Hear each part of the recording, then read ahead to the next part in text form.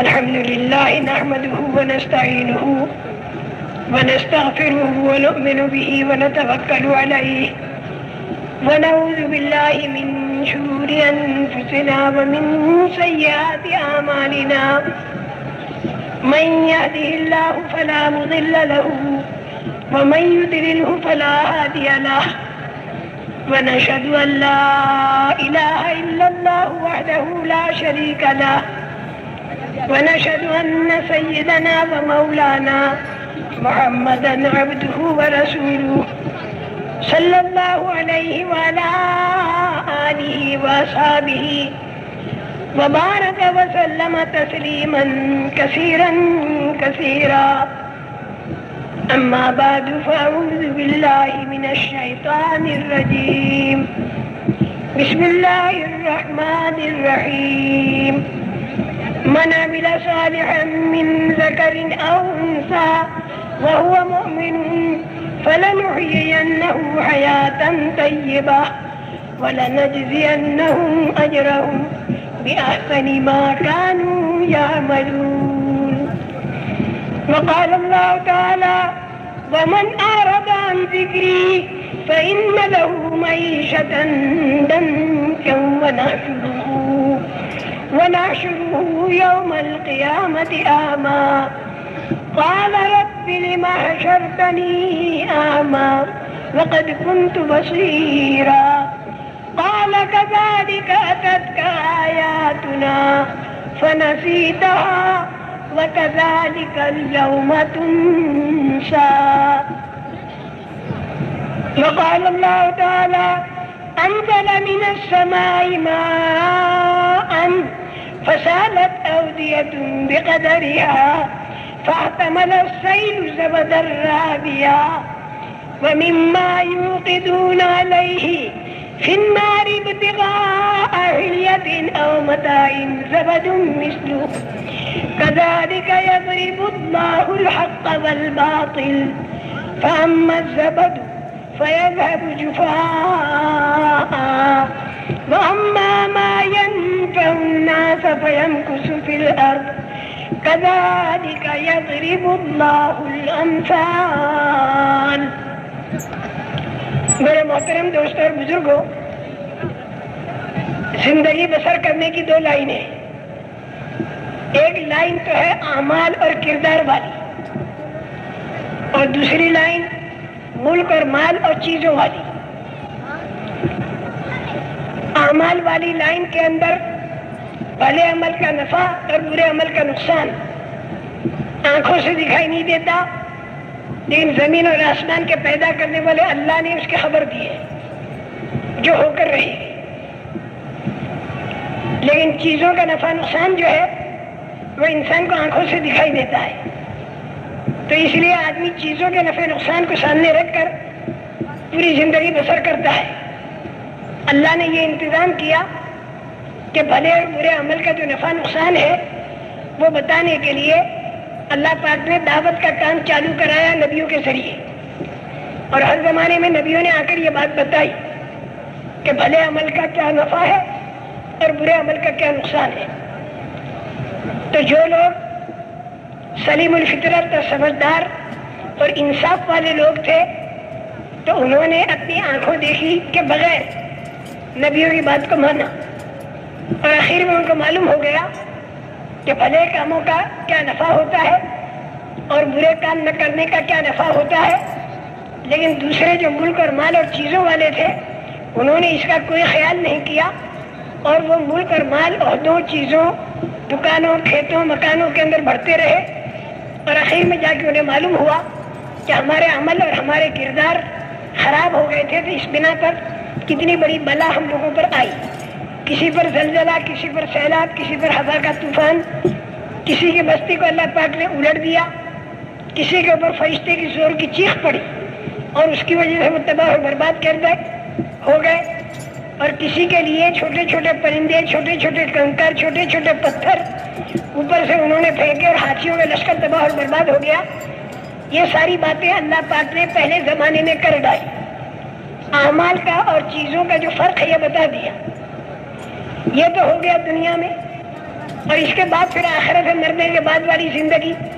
تو مرنے کے بعد والی زندگی کے اندر جو بھلے عمل والا ہوگا وہ ہمیشہ آرام میں رہے گا، اور جو برے عمل والا ہوگا وہ تکلیف میں رہے گا. اس کے بعد چیزیں بہت ہو یا کم ہو، یہ بات بھی نبیوں نے بتائی.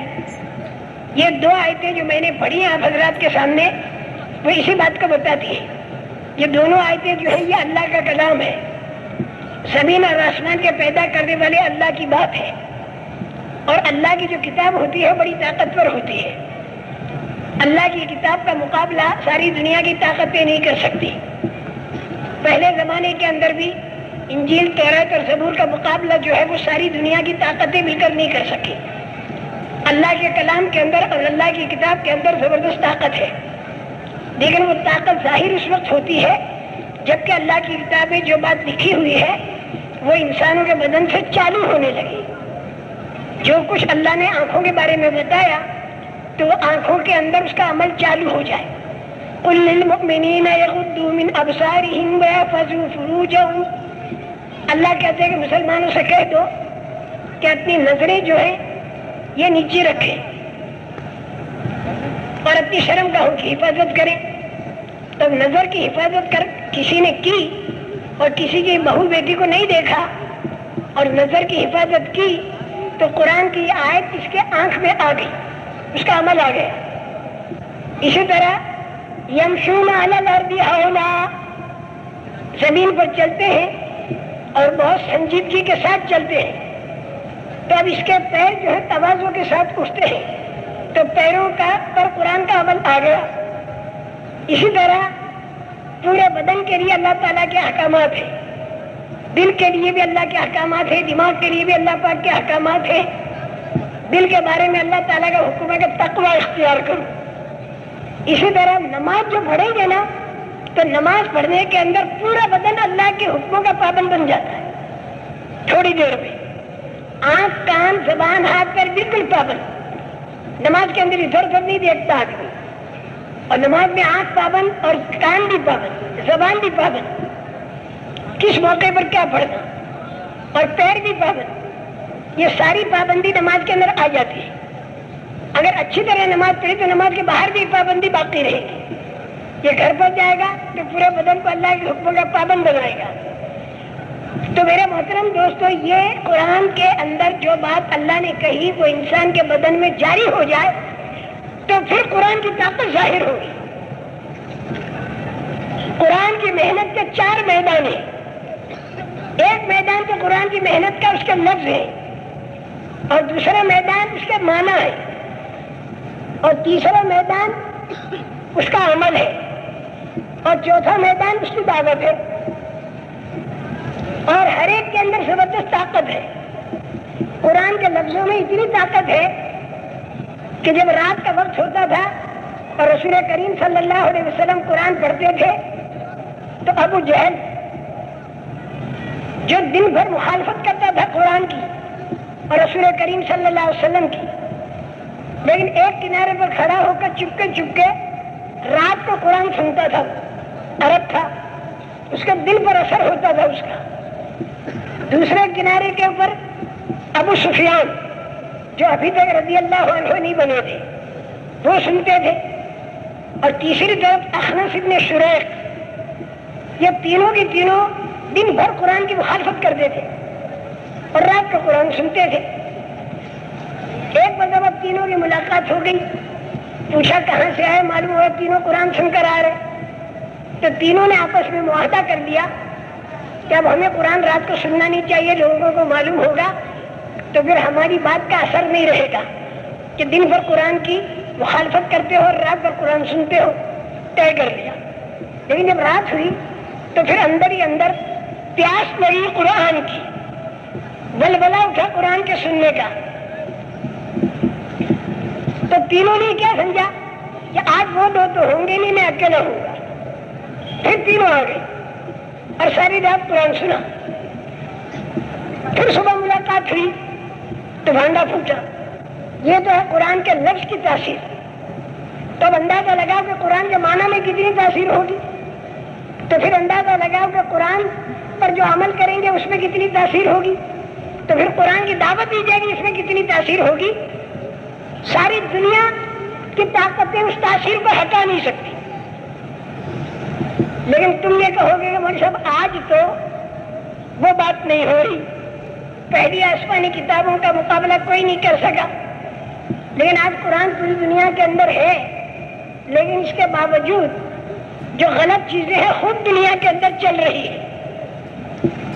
ظلم بھی چل رہا ہے، دھوکے بھی چل رہے ہیں، اور ہر جگہ جو غلط چیزیں ہیں وہ چل رہی ہیں، اور بھٹکے ہوئے لوگ خوب اچھل کود رہے ہیں. اس کی وجہ کیا؟ اس کی وجہ یہ ہے کہ یہ قرآن جو ہے نقوش میں سے نفوس میں آ جائے، یعنی کاغذوں کے اندر جو قرآن لکھا ہوا ہے بڑا قابل احترام ہے، وہ انسان کے بدن کے اندر جاری ہو جائے. اس کی مثال ہے مثلاً کارتوس ہے. کسی نے کہا کہ اس کارتوس سے شیر مرتا ہے، اور واقعی سب جانتے ہیں کارتوس سے شیر مرتا ہے، لیکن اس کارتوس کو بندوق میں رکھ کر اگر چھوڑو تو شیر مرے گا، اور اگر کارتوس کو بندوق میں نہیں رکھا اور رومال میں رکھا اور پھر آپ نے مارا تو بلی بھی نہیں مری. تو لوگ مذاق اڑائیں گے کہ کارتوس سے شیر تو کیا مرتا، بلی بھی نہیں مری. اور وجہ کیا؟ کارتوس اپنی جگہ پر نہیں ہے، اس لیے بلی بھی نہیں مری. اس کی جگہ ہے پستول، اس میں ہوتا تو شیر مرتا. رسول کریم صلی اللہ علیہ وسلم کو اللہ پاک نے بتایا کہ آپ کھڑے ہو جائیں اور لوگوں کو ڈرائیں. کون سے صرف ڈرانا ہے، جیسے پستول کے اندر کارتوس رکھ کر نالی نہیں دکھانا، ڈرانا تاکہ آدمی ڈر جائے. ایک سیدھا ہو جا، بھلا بن جا، برا مت بن. لیکن اللہ پاک نے شروع میں وہ کارتوس کا چھوڑنا اس کی اجازت نہیں دی. صرف ڈراؤ، اللہ سے ڈراؤ، اللہ کی طاقت سے ڈراؤ، اللہ کی قدرت سے ڈراؤ. یوں ڈراؤ کہ دیکھو اللہ کی قدرت اگر تمہارے خلاف ہو گئی تو ساری دنیا کی طاقتیں مل کر اللہ کی قدرت کا مقابلہ نہیں کر سکیں گے. یہ ڈرانا جو تھا نبیوں کا کام تھا، اور یہ اللہ پاک سے ڈرانا آج ہم سب کا کام ہے. ہم سب اللہ پاک سے لوگوں کو ڈراویں تاکہ اللہ پاک سے لوگ ڈر کر سیدھے ہو جائیں اور عمل والے بن جائیں. صرف ڈرانا ہے، ابھی اس کے آگے کچھ نہیں کرنا. جیسے حضرت نوح علیہ السلام نے بھی اِنَّا أَرْسَلْنَا نُوحًا إِلَىٰ قَوْمِهِ أَنْ أَنذِرْ قَوْمَكَ مِنْ قَبْلِ أَنْ يَأْتِيَهُمْ عَذَابٌ أَلِيمٌ. اے میرے پیارے نبی، حضرت نوح علیہ السلام کو ہم نے بھیجا، قوم کی طرف بھیجا، اور یوں کہا ان سے کہ اپنی قوم کو اللہ سے ڈراؤ، اللہ سے ڈراؤ. جیسے کوئی پستول کی نالی یوں کر کے ڈراوے، ارے مان جا، بھلا مان جا. لیکن کب تک ڈراؤ؟ جب تک کہ اللہ کی پکڑ نہ آ جائے. اس لیے کہ جب اللہ کی پکڑ آئے گی تو پھر تم بچا نہیں سکو گے کسی کو. یہاں تک کہ جب اللہ کی پکڑ آئے گی تو پھر اس قوم کو تم بچا نہیں سکو گے. یہاں تک کہ بیٹا بھی ہوگا تو بیٹے کو بھی بچا نہیں سکو گے، اور بیوی کو بھی بچا نہیں سکو گے. جب اللہ تعالیٰ کی پکڑ آئی اور خوب زور کا پانی آیا سیلاب کا، تو نوح علیہ السلام کشتی کے اندر سوار ہو گئے، اور اپنے ماننے والے اور اللہ کے ماننے والے ان کو بھی سوار کر دیا. تقریباً 80 مرد عورتیں، اور تھوڑا تھوڑا دانے وانے سب لے لیے. اور وہ بیٹا جو تھا، باوجود کہ وہ حضرت نوح علیہ السلام کا بیٹا تھا، لیکن برے ماحول میں رہا، وہ بری سنگت میں رہا. تو جیسی سنگت ویسی رنگت، جیسا سنگ ویسا رنگ، اثر پڑتا ہے اس کا. تو بروں کے ساتھ رہا تو بالکل برا بن گیا. پھر اللہ کی پکڑ آئی تو نوح علیہ السلام کی بیوی یہ بھی غارت ہو گئی، اور بیٹا یہ بھی غارت ہو گیا. بیٹا بھی گیا اور بڈھی بھی گئی، دونوں کے دونوں گئے، برباد ہو گئے. اور کوئی نہ بیٹے کو بچا سکا نہ بڈھی کو بچا سکا، کیونکہ دونوں بگڑے ہوئے تھے. تو جب اللہ پاک کا عذاب آتا ہے تو پھر کوئی بچا نہیں سکتا. لیکن اللہ پاک کا عذاب آنے سے پہلے لوگوں کو اللہ کے عذاب سے ڈرانا چاہیے. اگر ڈر گئے تو پھر اللہ کی رحمت متوجہ ہوگی، اور اگر نہیں ڈرے پھر ڈرو، پھر بھی نہیں ڈرے پھر ڈرو، آخر وہ ہر دھرمی پر اور ضد پر اگر آ جاتے ہیں تو پھر اللہ تعالیٰ کی طرف سے زور کی پکڑ آتی ہے. پھر اللہ کی پکڑ کو کوئی دور نہیں کر سکتا. اللہ غصے میں لا کے جب غیبی پکڑ لاتے ہیں پھر کوئی دور نہیں کر سکتا. تو اس لیے میرے محترم دوستو، اللہ پاک نے جو 2 آیتیں میں نے پڑھی اس کے اندر یہی بات بتائی، اور میں نے قرآن کے 4 میدان محنت بتائی. ایک تو اس کے الفاظ، اس کی طاقت آپ نے دیکھ لی کہ ابو جہل بھی متاثر ہے، لیکن مانا اس لیے نہیں کہ وہ ہر دھرمی والا تھا اور اس میں عصبیت تھی، اور وہ یہ کہتا تھا کہ حضرت محمد صلی اللہ علیہ وسلم میرے خاندان کے نہیں ہیں، میں ان کی بات نہیں مانوں گا. اگرچہ اس کی سمجھ میں آ گئی تھی بات، کتابوں کے اندر یہ بات موجود ہے. میرے محترم دوستو، قرآن کا میدان محنت ایک تو لفظ ہے، یہ سعادت مندی اور خوش نصیبی اللہ تعالیٰ نے مکتبوں کے چلانے والے، ناظرہ قرآن پڑھانے والے، قرآن کو حفظ کرانے والے اور تجوید کرانے والے، ان کی خوش نصیبی ہے کہ انہوں نے لفظوں پر محنت کی اور لفظوں کو ٹھیک کرایا. اور دوسرا میدان محنت معنی ہے. اس میدان محنت میں جو بڑے بڑے مدرسوں کے چلانے والے ہیں، جہاں دورہ حدیث تک کی تعلیم ہوتی ہے، دورہ تفسیر تک کی تعلیم ہوتی ہے، تو یہ خدمت جو ہے اللہ نے ان علماء کے سپرد کی کہ جنہوں نے بڑی محنتیں کر کے مدرسے چلائے اور قرآن کے معنی کی حفاظت کر دی. ورنہ لوگ نہ معلوم کیا کہ معنی قرآن کے بنا دیتے، لیکن اس کا معنی یہ نہیں کہ لفظوں کی محنت کرنے والے اور لفظوں کی خدمت کرنے والے اور معنی کی خدمت کرنے والے یہ عمل نہیں کرتے، عمل بھی کرتے ہیں، دعوت بھی دیتے ہیں، دوسروں کو بھی بناتے ہیں ایسا. تیسرا میدان محنت جو ہے قرآن کا، وہ قرآن کا عمل ہے. اور چوتھا میدان محنت جو قرآن کا ہے وہ دعوت ہے. یہ جماعت کا جو کام ہے اس کے اندر قرآن کا عمل اور قرآن کی دعوت، یہ دونوں چیزیں زندہ ہوتی ہیں اور آدمی کو پتہ بھی نہیں چلتا. گشت کرتے ہیں، باہر جا کے لوگوں کو نماز کے لیے لاتے ہیں، سمجھا بجھا کر، ان کی خوشامد کر کے. 2 آدمی مسجد کے دروازے پر کھڑے ہوتے ہیں، ان 5 سے پوچھتے ہیں کہ بھائی تم نے عصر کی نماز پڑھی کہ نہیں پڑھی؟ تو ان کا اچھا عصر کی نماز پڑھ دو. وہ کہتے ہیں کہ صاحب ہمارا تو پاجامہ ناپاک ہے، ہم پیشاب کر کے پانی نہیں لیتے. ان کا کوئی گھبرانے کی بات نہیں. 2 لوٹے 5 غسل خانے میں رکھ دیے اور وہ 5 غسل خانے میں داخل ہو کے پاجامہ پاک کر رہے ہیں. اور قرآن پاک کی آیت کا عمل زندہ ہو رہا. وہ ثیابک فطہر، ان 5 میں تو قرآن کی آیت کا عمل زندہ ہوا اور ان 2 کے اندر دعوت زندہ ہوئی اور انہیں پتا بھی نہیں. اس کے بعد پھر کیا وضو کرو. اب وضو کرنے کے لیے بیٹھا تو 5 آدمی، تو وضو والی آیت کریمہ زندہ ہو گیا عملاً اور دعوتاً.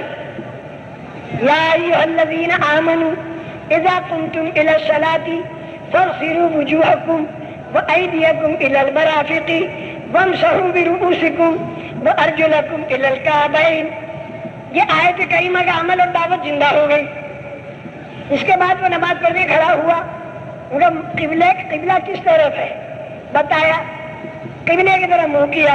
فولی وجہک شطر المسجد الحرام. پھر تکبیر تحریمہ پڑھی، اللہ اکبر. تو قرآن کی آیت وربک فکبر، اس کا عمل اور دعوت زندہ ہو گئی. اس کے بعد میں نماز میں اس نے کھڑے ہو کے نماز پڑھی، قیام. قوموا للہ قانتین، یہ آیت. پھر جو سورہ فاتحہ پڑھی، فقرؤوا ما تيسر من القرآن. پھر رکوع کیا، وارکعوا مع الراکعین. سبحان ربی العظیم پڑھی، فسبح باسم ربک العظیم. سجدے میں سبحان ربی الاعلیٰ پڑھا، سبح اسم ربک الاعلیٰ. آخری قاعدے میں التحیات پڑھی، تو تحیات کے اندر السلام علیکم ایھا النبی ورحمۃ اللہ وبرکاتہ، سلام بھی پڑھا اور درود بھی پڑھا، بعد میں درود شریف بھی پڑھتا ہی، یا ایھا الذین آمنوا صلوا علیہ وسلموا تسلیما، درود و سلام والی آیت زندہ ہو گئی۔ اگر آپ غور کرو گے تو پونے گھنٹے کے اندر سینکڑوں آیتیں اور ہزاروں حدیثیں، ان کا عمل اور ان کی دعوت زندہ ہوئی، کیونکہ کلی بھی کرے گا، ہاتھ بھی دھوئے گا، ناک میں بھی پانی بھی لے گا، یہ سب کرے گا۔ پونے گھنٹے کے اندر 2 آدمیوں کے اندر دعوت اور 5 کے اندر عمل، سینکڑوں آیتوں کا اور ہزاروں حدیثوں کا زندہ ہو گیا۔ تو پورا چلہ یا 3 چلہ، اس کے اندر یہ قرآن کا عمل اور دعوت کتنی زندہ ہوگی؟ 3 چلہ پورا کیا اس نے۔ اس کے بعد وہ گھر پر گیا، تو گھر پر جانے کے بعد اس نے گھر کے اندر تعلیم کا حلقہ کیا اور اپنے گھر والوں کو سمجھانا شروع کیا۔ قُوْ أَنفُسَكُمْ وَأَهْلِيكُمْ نَارًا، یہ قرآن پاک کی آیت کریمہ عمل اور دعوت دونوں میں زندہ ہو گئی۔ اور پھر بیوی نے یوں کہا کہ ہمیں آج تو گوشت کھانا ہے اور ہمیں کپڑے پھٹ گئے تو ہمارے کپڑے بھی لاؤ، تو خریدنے کے لیے گیا۔ اب لوگ کہتے ہیں بڑا دنیا دار آدمی ہے، دیکھو نا گوشت اور کپڑا خریدنے چلا گیا، تبلیغ میں نکلا تھا، 4 مہینے کے بعد پھر دنیا میں لگ گیا۔ حالانکہ یہ بھی دنیا نہیں ہے، کیونکہ اللہ تعالیٰ یہ فرماتے ہیں وَلِلْمَوْلُودِ لَهُ رِزْقُهُنَّ وَكِسْوَتُهُنَّ، اپنے گھر والوں کا کھانا اور کپڑا تمہارے ذمے ہے۔ تو قرآن کی آیت زندہ ہو گئی۔ اس کے بعد پھر یہ گیا دکان پر، تو دکان پر سارے انتظار کر رہے کہ آج کی تاریخ میں آنے والے ہیں۔ یہ دکاندار صاحب ٹیلی فون بھی لگے ہوئے ہیں، بیٹا بھی اندر کام کر رہا ہے، ملازمین بھی کام کر رہے ہیں، 5,000 اس کا لینا ہے، 10,000 اس کا دینا ہے، پسینے نکل رہے ہیں، لوگ آ رہے ہیں، ٹیلی فون بھی آ رہے ہیں، لین دین ہو رہی ہے اور دکھ رہا ہے۔ اور دیکھنے والے کہہ رہے دیکھو 4 مہینے گزار کے آیا، لگ گیا دنیا میں، دیکھو کتنا پھنس گیا دنیا میں۔ حالانکہ نہیں پھنسا، قرآن کی آیت زندہ ہو رہی ہے۔ یا ایھا الذین آمنوا اذا تداینتم بدین الی اجل مسمى فاکتبوہ، لکھا پڑھا کر لو جب تم کوئی معاملہ کرو تو قرض ادھار کا۔ تو قرآن کی آیت یہاں پر بھی زندہ ہوئی۔ جیسے حضرت جی دامت برکاتہ نے عصر کی نماز کے بعد جو نکاح پر بیان کیا اور اس کے ساتھ اور بھی بہت سی چیزیں بتائی، تو یہ کلمہ پڑھنے والا مسلمان اللہ رسول کے حکموں کے مطابق اگر کھیتی بھی کرے گا تو اس کا بھی ثواب، تجارت بھی کرے گا تو اس کا بھی ثواب، 24 گھنٹے اس کی آمدنی ہی آمدنی ہے آخرت کی، خرچ کرے تو اس میں بھی آمدنی اور کمائے تو اس میں بھی آمدنی۔ تو میرے محترم دوستوں، میں یہ عرض کر رہا تھا کہ قرآن انسان کے بدن پر جاری ہو جائے تو پھر طاقت پوری دنیا دیکھے گی کہ قرآن کی طاقت کیا ہے۔ یہ جو ہماری محنت ہے وہ یہ کہ اللہ رسول کی باتیں ہمارے بدن سے جاری ہو۔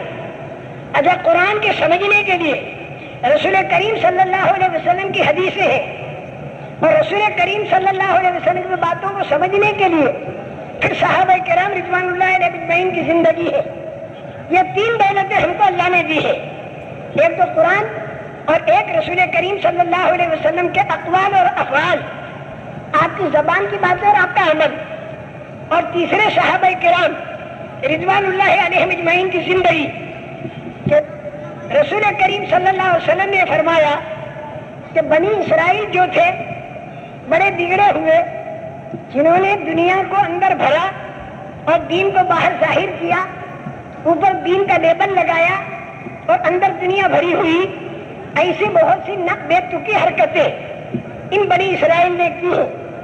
تو ان بے تکی حرکتوں پر اللہ پاک نے ان کو ڈنڈے بھی مارے، تو ڈنڈے مارنے سے ہوش میں آ گئے، پھر تھوڑے ڈھنگ پر چلے، پھر بگڑ گئے۔ جب ان کے بعد دنیا زیادہ آ گئی تو وہ بگڑ گئے، اب دنیا ہاتھ سے نکل گئی تو پھر یہ گھبرا گئے، بڑا اتار چڑھاؤ ان کی زندگی میں آیا، اور پورے قرآن میں اس کا ذکر ہے، ہر جگہ بنی اسرائیل کا ذکر ہے، اس بات کے بتانے کے لیے کہ دیکھو بنی اسرائیل نے جو بے ڈھنگا پن کیا تو تم وہ بے ڈھنگا پن مت کرنا، تاکہ ان کے اوپر جو بلائیں آئیں کہیں تمہارے اوپر وہ بلائیں نہ آئیں. تابق النال بالنال. اور رسول کریم صلی اللہ علیہ وسلم نے یہ بھی فرمایا کہ بنی اسرائیل کے اندر 72 فرقے تھے اور میری امت کے اندر 73 فرقے ہوں گے. ان میں سے 72 تو جہنم میں جائیں گے اور ایک فرقہ جنت پہ جائے گا. اور وہ کون سا ہوگا؟ ما انا علیہ واصحابی، جو ان سے راستے پر رسول کریم صلی اللہ علیہ وسلم ہے اور ان کے صحابہ ہیں. ان کے راستے پر جو چلے گا وہ تو جنت پہ جائے گا اور ان کا راستہ جو چھوڑے گا تو پھر وہ جہنم میں جائے گا. تو مشکل نہیں ہے دین کا کام. جب کرنا شروع کریں گے تو اللہ پاک راستہ کھولتے رہیں گے اور دین چالو ہوگا اور اس کی برکتیں بھی سامنے آئیں گی اور مددیں بھی سامنے آئیں گی اور دنیا ہی کے اندر جنت کے مزے آئیں گے. جنت میں تو نعمتوں کی موسلا دھار بارش ہوگی اور جو جنت والے راستے پر چلے گا تو دنیا کے اندر بھی نعمتوں کی بوندا باندی ہوگی. یہ خوب یاد رکھنا، دنیا کے اندر بھی نعمتوں کی بوندا باندی ہوگی. اللہ پاک اسی کو فرماتے ہیں اس آیت کریمہ میں جو ابھی میں نے آپ حضرات کے سامنے پڑھی. من عمل صالحا من ذکر او انثی وہو مؤمن. کوئی بھی ہو، چاہے مرد ہو چاہے عورت ہو، اگر وہ بھلا کام کرے اور اس کے اندر ایمان ہو تو اللہ کا وعدہ ہے فَلَنُحْيِيَنَّهُ حَيَاةً طَيِّبَةً، ہم اس کی زندگی خوشگوار بنائیں گے. دنیا کی زندگی ایمان والے اور عمل والے کی خوشگوار بنے گی، چاہے وہ تونگر ہو چاہے تنگ دست ہو، چاہے حاکم ہو چاہے محکوم ہو، چاہے تندرست ہو چاہے بیمار ہو، چاہے نعمتوں میں ہو چاہے تکلیفوں میں ہو. ہر حال میں ہم اس کی زندگی خوشگوار بنائیں گے. یہ اللہ پاک کا وعدہ ہے. وَلَنَجْزِيَنَّهُمْ أَجْرَهُمْ بِأَحْسَنِ مَا كَانُوا يَعْمَلُونَ. اور جو انہوں نے اچھے بھلے کام کیے تو اس کا ہم بہترین بدلہ مرحمت فرمائیں گے، وہ آخرت میں ملے گا اور وہ تو بہت ہی زیادہ ہوگا، اس کی تو کوئی حد نہیں. اتنا ملے گا جس کی کوئی حد نہیں. جنت کے اندر جب آدمی داخل ہوگا تو چھوٹے میں چھوٹی جنت بھی ملی تو پوری دنیا سے 10 گنا بڑی جنت ہوگی. وہ چھوٹے میں چھوٹی جنت اور اس میں دودھ کی نہریں اور پانی کی اور شہد کی اور پاک شراب کی نہریں پاک. اور جنت کے مکانات ایسے ہوں گے کہ ان کی ایک اینٹ سونے کی دوسری اینٹ چاندی کی اور جوڑنے کا گارا مشک کا اور جنت کی زمین کی مٹی زعفران کی اور پتھر کنکر ہیرے جواہرات کے. اور جنت میں جانے والا ہر مرد اور ہر عورت 30-35 سال کی عمر کی جوانی کی حالت ہوگی. کروڑوں سال کے بعد بڑھاپا نہیں آئے گا. زندگی جنتی کو ایسی ملے گی کہ موت بالکل نہیں آئے گی. کھانا ایسا ملے گا کہ پیٹ میں جا کر گندا نہیں بنے گا. خوشبودار ڈکار نکلی کھانا ہضم، خوشبودار پسینہ نکلا کھانا ہضم. کپڑے ایسے ملیں گے جو کبھی بھی میلے نہیں ہوں گے. آنکھوں میں اتنا تیزی ہوگی کہ لاکھوں کروڑوں میل دور کی بھی دیکھ لے گا. سواریاں اتنی تیز رفتار ہوں گی کہ جہاں جانا ہوگا پھر سے پہنچ جائے گا. اب زیادہ میں نہیں کہتا، وہیں چل کے جا کے دیکھ لیں گے، کیونکہ اس میں اگر میں زیادہ لگا تو جنت میں جانے کی تیاری کرنے کا ہمارے پاس وقت نہیں رہے گا سمجھانے کا، تو وہ بھی سمجھانا ہے. ابھی میں سچ کہتا ہوں اگر جنت کی تفصیل بیان کرنے پر میں آیا تو انشاءاللہ 5 گھنٹے تک نہ تو میں تھکوں گا اور نہ تم تھکو گے انشاءاللہ. جنت کے تذکروں میں اتنا مزہ ہے تو جب جنت میں داخل ہوں گے تو کتنا مزہ ہوگا. میرے ایک عرب دوست نے مجھے بتایا کہ مولوی صاحب جنت کو تم بہت کھولتے ہو، جہنم کو بہت کھولتے ہو، دیر زیادہ لگ جاتی ہے، پھر اس کی تیاری کرنے کا وقت باقی نہیں رہتا، اس لیے ذرا تھوڑا کھولو، قیامت کو بھی تھوڑا سا کھولو.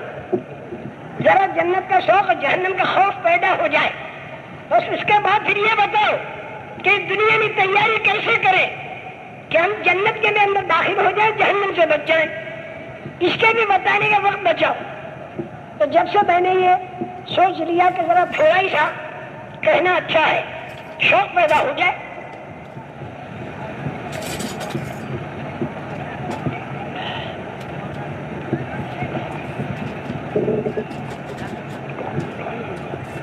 تو دنیا میں بھی خوشگوار زندگی ایمان اعمال والے کی، اور مرنے کے بعد بھی خوشگوار زندگی ایمان اعمال والے کی۔ اور ایک دوسری بات اور بتائی اللہ پاک نے،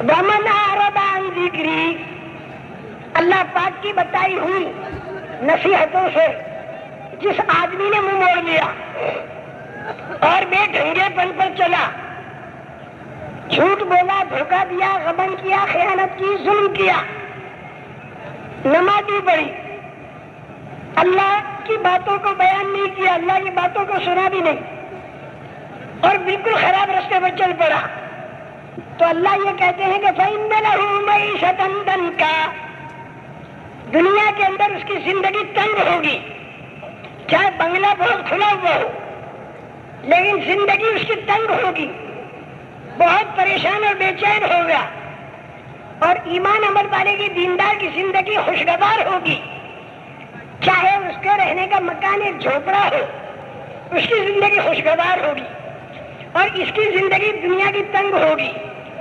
کیوں کہ اس کے دل میں اللہ کا تعلق نہیں، اور اس کے دل میں اللہ کا تعلق ہے، اور دل کو چین ملے گا اللہ کے تعلق سے، اور اللہ کا تعلق ملے گا دین پر چلنے سے۔ جس کو اللہ کا تعلق ملے گا تو وہ تکلیفوں کے اندر بھی مزے میں ہوگا، اور جس کو اللہ کا تعلق نہیں ملے گا تو وہ نعمتوں کے اندر بھی تکلیف میں ہوگا۔ یہ خوب یاد رکھنا، فرعون کے پاس بڑی نعمتیں تھی لیکن اللہ کا تعلق نہیں تھا، صرف اتنی خبر ملی اسے کہ موسیٰ علیہ السلام پیدا ہوں گے بنی اسرائیل میں تو فرعون کی حکومت غارت ہو جائے گی، خبر ملی، ابھی پیدا نہیں ہوئے، مصیبت کا خالی تصور آیا تو یہ کب کپا اٹھا، رات کی نیند اڑ گئی، کسی عورت کو حمل ٹھہرا تو یہ پریشان ہو گیا، جن عورتوں کے پیٹ میں حمل ٹھہرتا تھا وہ تو سینکڑوں تھی، اور پریشان ہونے والا اکیلا فرعون تھا اور اس کے ساتھی تھے، تو نعمتیں ہیں لیکن تکلیف میں، کیونکہ اللہ سے تعلق نہیں، اور جس کا اللہ سے تعلق ہوگا وہ مصیبتوں اور تکلیفوں کے اندر بھی لہلہا جائے گا۔ حضرت حرام ابن ملحان رضی اللہ تعالیٰ عنہ کو دھوکہ دے کر دشمن لے گئے اور ان کو سولی پر چڑھایا۔ جب ان کو سولی پر چڑھانے لگے اور جب ان کو برچھا مارا اور چاروں طرف سے خون نکلنا شروع ہوا تو وہ کہتے فزت ورب الکعبہ، خدا کی قسم میرا تو کام بن گیا۔ اور وہاں فرعون کوئی مصیبت نہیں، خالی خبر آ گئی آسمانی کتابوں کے ذریعے یا نجومیوں کی خبر کے ذریعے یا خواب کے ذریعے کہ ایک شخصیت پیدا ہوگی بنی اسرائیل میں جو فرعون تباہ اور برباد ہوگا اس کے مقابلے پر، اور اس کی راتوں کی نیند اڑ گئی۔ تو جس کا اللہ سے تعلق نہیں ہوگا وہ مصیبت کے تصور سے کب کپا اٹھے گا، اور جس کا اللہ سے تعلق ہوگا وہ مصیبتوں کے انتہا میں لہلہا اٹھے گا۔ حضرت حرام بن ملحان برچھا مارا گیا اور لہلہا رہے، خدا کی قسم میرا تو کام بن گیا کہ شہادت کی موت پیروں کو مل رہی، اور وہاں مصیبت کی انتہا تو کیا شروع بھی نہیں ہوئی، خالی مصیبت کا خیال آیا اور وہ کب کپا اٹھا۔ تو یہ خوب یاد رکھو، اللہ سے تعلق قائم کیے بغیر دنیا کے اندر بھی چین نہیں، چاہے سارے نعمتیں ہو، اور اللہ سے تعلق اگر مل گیا ایمان اور اعمال کے ذریعے تو مصیبتوں اور بلاؤں کے اندر بھی یہ آدمی سکون اور چین کے ساتھ ہوگا۔ تو اللہ تعالیٰ فرماتے ہیں کہ جس نے میری نصیحتوں سے اپنا منہ موڑا تو زندگی میں اس کی تنگ کر دوں گا، فَإِنَّ لَهُ مَعِيشَةً ضَنكًا وَنَحْشُرُهُ يَوْمَ الْقِيَامَةِ أَعْمَىٰ، اور قیامت کے دن میں اسے اندھا بنا کے کھڑا کروں گا۔ اللہ یہ دے قَالَ رَبِّ لِمَ حَشَرْتَنِي أَعْمَىٰ وَقَدْ كُنتُ بَصِيرًا، وہ کہے گا اللہ تم نے میرے کو اندھا کہاں کو بنا دیا، میں تو آنکھوں والا تھا، اور میری آنکھیں تو اتنی تیز تھی کہ لاکھوں کروڑوں میل کی میں دیکھ لیتا تھا مشینوں کے ذریعے، میری آنکھیں تو بڑی تیز تھی، اور میرے کان بھی بڑے تیز تھے کہ چاند کے اوپر کتا کھانسی کھاتا تھا اور ہم زمین پر بیٹھے ہوئے سنتے تھے، تو کیا ہو گیا میرے کو اندھا کیوں بنا دیا اللہ پاک تو نے؟ اللہ پاک کہتے ہیں وَمَنْ كَانَ فِي هَٰذِهِ أَعْمَىٰ فَهُوَ فِي الْآخِرَةِ أَعْمَىٰ وَأَضَلُّ سَبِيلًا، جو دنیا کے اندر اندھا ہوگا اللہ پاک کی باتوں سے اور رسول پاک صلی اللہ علیہ وسلم کے بتائے ہوئے طریقے سے، جو آدمی دنیا میں اندھا رہے گا تو قیامت کے دن اللہ اسے اندھا بنا دیں گے اور اس کو جنت کا راستہ نہیں ملے گا۔ اور یہ اندھاپن جو ہوتا ہے وہ اصل میں دل کا اندھاپن ہوتا ہے، یہ آنکھیں تو سب کی کھلی ہوئی ہوتی ہیں، لیکن اصل اندھا ہونا یہ دل کا اندھا ہونا ہے، جس کا دل اندھا ہے وہ اصل اندھا۔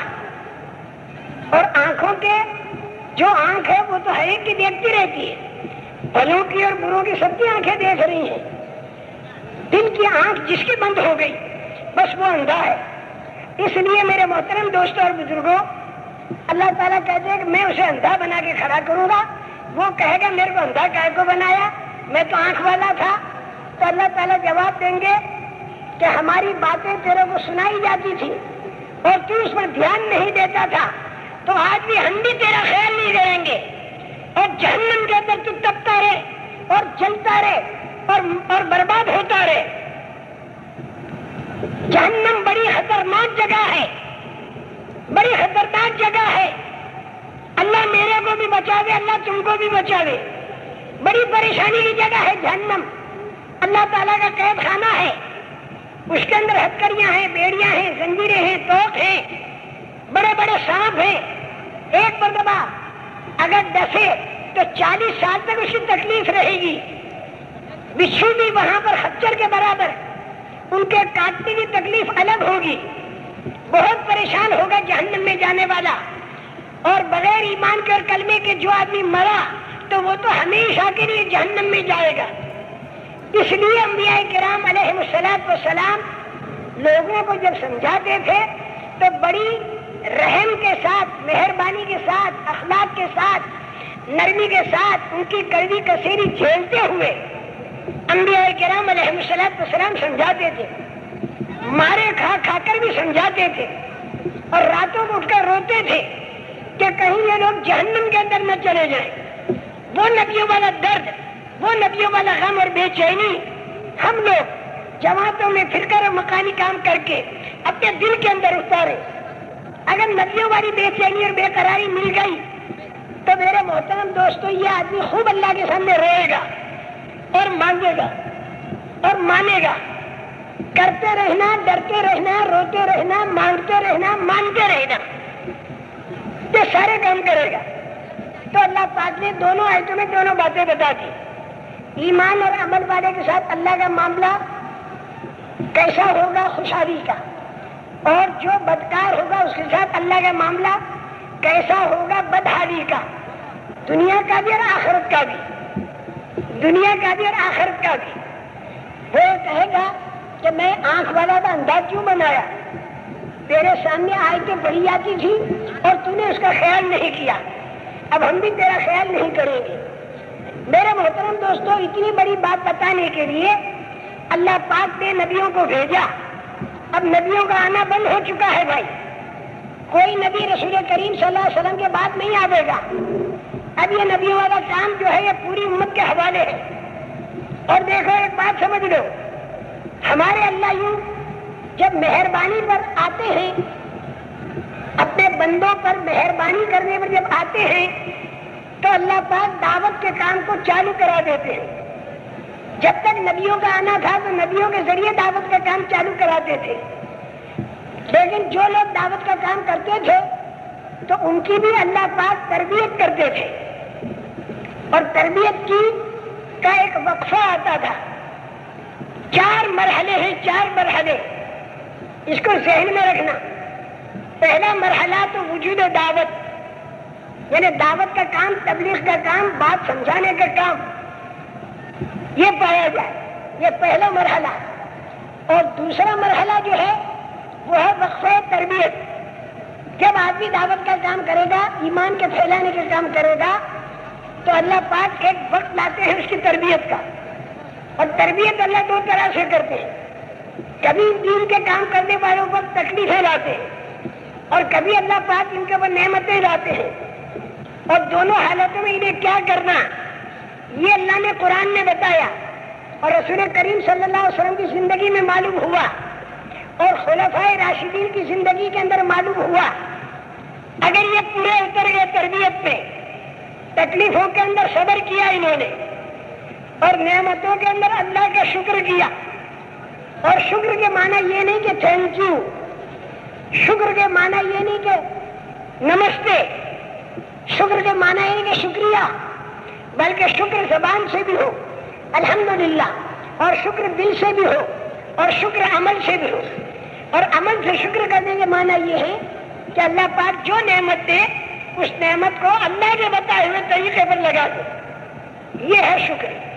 اور جب آدمی شکر کرتا ہے تو زمین آسمان کے بنانے والے اللہ کا وعدہ ہے کہ میں اس کی نعمت کو بڑھاتا رہا کروں گا، لئن شکرتم لازیدنکم، اگر تم شکر گزار بنو گے تو میں نعمت کو بڑھاتا رہا کروں گا،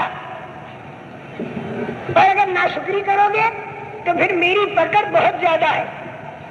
تو یہ انسان دنیا میں اما شاکرا و اما کفورا، یا تو یہ اللہ کا شکر گزار بندہ ہوگا، اور یا کفران نعمت اور ناشکری کرنے والا یہ بندہ ہوگا۔ ما یفعل اللہ بعذابکم ان شکرتم وآمنتم وکان اللہ شاکرا علیما، اللہ تعالیٰ تمہیں عذاب دے کر کیا کرے گا اگر تم اللہ کا شکر کرو اور اللہ کی باتوں پر یقین کرو۔ اللہ پاک بڑا قدردان ہے اور بڑا جانکار بھی ہے۔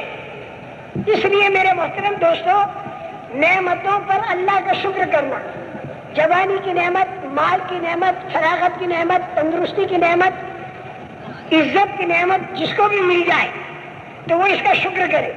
اور شکر یہ معنی ہے کہ اس کو دین کے کاموں کے اوپر لگاوے، اللہ کے حکموں کے اوپر اسے لگاوے، جس کو جو نعمت ملے۔ چنانچہ صحابہ کرام رضوان اللہ علیہ مجمعین کو جو جو نعمت ملتی گئی وہ دین کے کام پر لگاتے رہے۔ تو پہلا درجہ تو ہے وجود دعوت کا، سمجھانا پورے عالم کے اندر۔ اللہ پاک نے اس زمانے میں یہ کام چالو کیا، یہ کام پوری دنیا کے بسنے والے انسانوں کی بھلائی کا کام ہے۔ ہماری نظروں کے اندر صرف مسلمانوں کا فکر نہ ہو بلکہ پوری انسانیت کا فکر ہو، دنیا کے اندر جتنے انسان ہیں ان کا فکر ہو، چاہے وہ انسان بات مانے نہ مانے، لیکن ہمارے دلوں میں انسانیت کا فکر ہو۔ اسے خوب یاد رکھنا، اور کہو تو پوری دنیا کے انسان اپنی اپنی جگہوں پر آباد ہو جائیں تو میں اس کی ترکیب بتا ڈالوں گا تو سارے مجمع کو، مسلمان ہو غیر مسلم ہو، ایک ترکیب بتانی ہے مجھے۔ اگر وہ ترکیب اختیار کر لوں تو سارے کے سارے آباد ہوں گے، اور اللہ کسی کو برباد نہیں کرے گا، اس کی ایک ترکیب ہے۔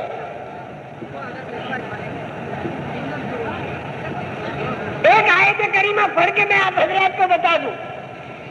پہلے زمانے میں انبیاء کرام علیہم الصلوۃ والسلام جب دعوت دیتے تھے اور توحید کی دعوت دیتے تھے اور آخرت کا فکر بتاتے تھے اور نمازوں کی بات کرتے تھے، تو ان کے زمانے کے جو بھٹکے ہوئے اور بگڑے ہوئے لوگ جو تھے وہ بات نہیں مانتے تھے اور ستاتے تھے، خوب ستاتے تھے، مار پٹائی کرتے تھے، اور مار پٹائی کر کے یوں کہتے تھے کہ یا تو تم ہمارا دیش چھوڑ دو اور یا پھر تم ہمارے دھرم کو قبول کر دو۔ یہ ہر زمانے میں نبیوں سے کہا، ان بھٹکے ہوئے لوگوں نے، بگڑے ہوئے لوگوں نے، یا تو تم ہمارے جیسے بن جاؤ، اور ہمارے جیسے نہیں بنتے تو پھر ہماری جگہ کو خالی کر کے نکل جاؤ یہاں سے، ہم تم کو نکال دیں گے۔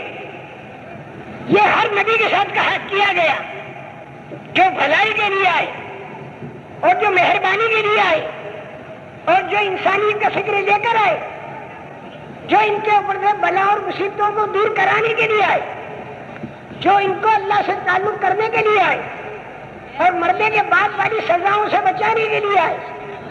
لیکن یہ بھٹکے ہوئے اور بگڑے ہوئے، انہوں نے بات کو نہیں مانا۔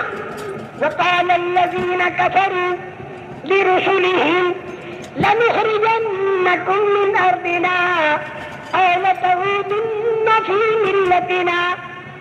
یہ عربی زبان میں ہے، میں اس کا ترجمہ آسان اردو میں کرتا ہوں کہ ان بھٹکے ہوئے اور بگڑے ہوئے بے ایمانوں نے رسولوں کو جو دعوت دینے کے لیے آئے، سمجھانے کے لیے آئے، ارے سمجھتے تو کیا، وہ یوں کہنے لگے کہ یا تو تم ہمارے جیسے بن جاؤ، اور اگر نہیں بنو گے تو پھر نکل جاؤ ہمارے دیش میں سے، ہمارے شہر میں سے نکل جاؤ، ہم تم کو رہنے نہیں دیں گے۔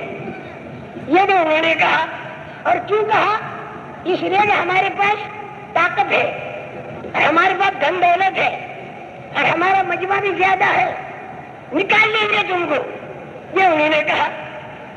لیکن زمین آسمان کا پیدا کرنے والا اللہ،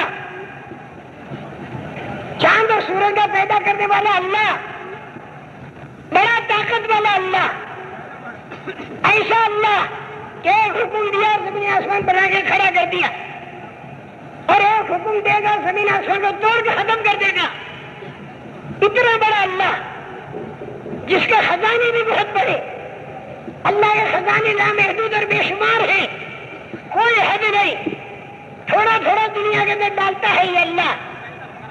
روزانہ تقریباً 3 لاکھ سے زیادہ بچے انسانوں کے پیدا ہوتے ہیں، اور ہر بچہ 2 آنکھ لاتا ہے، تو اللہ کے خزانے سے روزانہ 6 لاکھ آنکھیں سپلائی ہو رہی ہیں پوری دنیا میں، اور 6 لاکھ کان اور ہونٹ اور ہاتھ اور پیر، 6 لاکھ روزانہ۔ لیکن کبھی اللہ پاک نے یہ نہیں کہا کہ میرا اسٹاک ختم ہو گیا، اب میں بغیر آنکھوں کے لوگوں کو بنایا کروں گا، یہ کبھی اللہ اعلان نہیں کرتے۔ کیوں؟ کہ ان کے خزانے میں سے جتنا بھی وہ دے ڈالے، لیکن ان کا خزانہ ضائع بھی کم نہیں ہوتا۔ خدا کا خزانہ بے شمار ہے، جتنا بھی دے دینے، لیکن اللہ کا خزانہ کم نہیں ہوتا۔ وَإِن مِّن شَيْءٍ إِلَّا عِندَنَا خَزَائِنُهُ وَمَا نُنَزِّلُهُ إِلَّا بِقَدَرٍ مَّعْلُومٍ۔ اللہ کہتے ہیں کہ ہر چیز میرے خزانے میں بے شمار ہے، لیکن میں خزانے میں سے اتارتا ہوں مقدار معین کے ساتھ۔ آنکھیں تو بے شمار ہیں، ہزاروں سال سے اللہ پاک آنکھیں دے رہے اس انسانوں کو، لیکن اسٹاک ختم نہیں ہوا، وہی 2 آنکھیں برابر دے رہے۔ سب بہت آنکھیں میرے خزانے میں، تو چلو کسی کو 3 آنکھیں دے دوں، کسی کو 4 کان دے دوں، تاکہ باپ اپنے بیٹوں کو پہچان سکے، 3 آنکھ والے ادھر آ، اور 4 کان والے ادھر آ، اور 5 ناک والے ادھر آ۔ بالکل نہیں، وہی 2 آنکھ اور وہی 2 کان۔ کتنا ہی بڑا دنیا کا آدمی ہو، کتنا ہی بڑا دین کا آدمی ہو، سب کو وہی 2۔ ہاں کبھی کبھار اللہ ایسا کر دیتے ہیں کہ زیادہ بھی دے دیتے ہیں، 1 انگوٹھا زیادہ دے دیا۔ کبھی ایسا کرتے ہیں اپنی شکتی بتانے کے لیے کہ میں ایسا شکتی والا ہوں۔ حیدرآباد کے اندر انڈے کے اندر سے مرغی کا بچہ نکلا جس کے 4 ٹانگیں، وہ چاروں طرف ہجوم ہو گیا دیکھنے کے لیے۔ قادر ہے اللہ، اللہ اس پر بھی قادر ہے کہ کسی کی 3 گردنیں بنا دی ہو اور 5 ہاتھ ادھر 5 ہاتھ ادھر بنا دیے ہو، اللہ اس پر قادر ہے، وہ کر سکتا ہے، اس کی قدرت سے نکلی ہوئی کوئی چیز نہیں، اللہ اس پر قادر ہے۔ دہلی کے اندر ایک بھینس نے پڈا جنا تو اس کی 2 گردنیں اور 4 آنکھیں اور 4 کانیں، اور نہ سمجھ کیا کہ اس کے ڈنڈوت کرنے لگے. یہ ہے دیوتا. اس کے حالانکہ خدا کی قدرت ہے. اللہ بڑا قادر مطلق ہے. چاہے تو آسمان سے پکا پکا یا کھانا اتار دے عیسیٰ علیہ السلام کی دعا سے. چاہے تو سمندر میں 12 راستے بنا دے موسیٰ علیہ السلام بنی اسرائیل کے لیے. بڑا قادر مطلق اللہ ہے. بڑا شکتی والا اللہ ہے.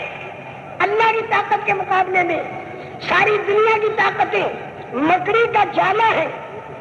اللہ کی طاقت کے مقابلے میں ساری دنیا کی طاقتیں مکڑی کا جالا ہے. کوئی حیثیت نہیں. بہت بڑی طاقت والا اللہ ہے. اس اللہ کی طاقت سے ڈرنا چاہیے.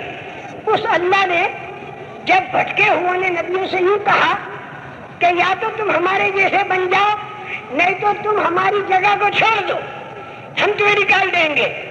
وقال الذین کفروا لنخرجنکم من ارضنا او لتعودن فی ملتنا. یا تو ہمارے جیسے بن جاؤ نہیں تو ہمارا وطن چھوڑ دو, ہم تمہیں نکال دیں گے. تو زمین آسمان کے پیدا کرنے والے اللہ نے کیا خبر دی؟ فَأَوْحَىٰ إِلَيْهِمْ رَبُّهُمْ لَنُهْلِكَنَّ الظَّالِمِينَ وَلَنُسْكِنَنَّكُمُ الْأَرْضَ مِن بَعْدِهِمْ. زمین آسمان کے پیدا کرنے والے اللہ نے خبر دی کہ یہ تم کو یوں کہتے ہیں کہ ہمارے جیسا بن جاؤ ورنہ ہم تم کو اپنے وطن میں سے نکال دیں گے. اللہ یہ کہتا ہے کہ یہ اس طریقے سے بھٹکی ہوئی باتیں کرتے ہیں, ارے بگڑی ہوئی باتیں کرتے ہیں. یہ